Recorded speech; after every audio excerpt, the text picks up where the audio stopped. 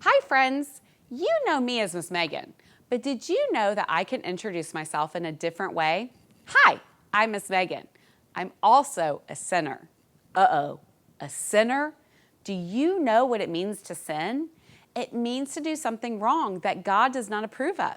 Do you know that anyone I meet on the street could introduce themselves the same way that I just did? Have you ever thought about yourself? You can introduce yourself the same way too. That's because we all sin, each and every one of us. Here's a little trivia question for you. Who's the one person who has walked on earth that has never sinned? Do you know? If you guessed Jesus, you are right. He is the only person who never sinned, and that's because he is God's son. The rest of us sin. It's a part of who we are. It can be hard to admit that. It can make you feel sad, angry at yourself, and lonely when you make bad choices. But here's the good news. You might sin, but you are also forgiven.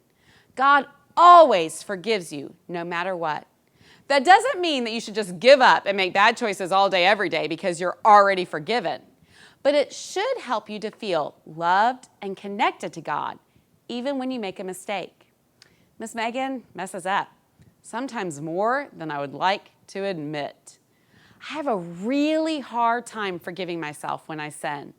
But when I stop and pray and remember that God is ready to forgive me, it helps me to move on and forgive myself. The next time you sin, because let's face it, it's going to happen, don't forget to pray. Receive God's forgiveness. Learn from your mistakes because they are evidence of effort. God knows your heart and He loves you. See you next week.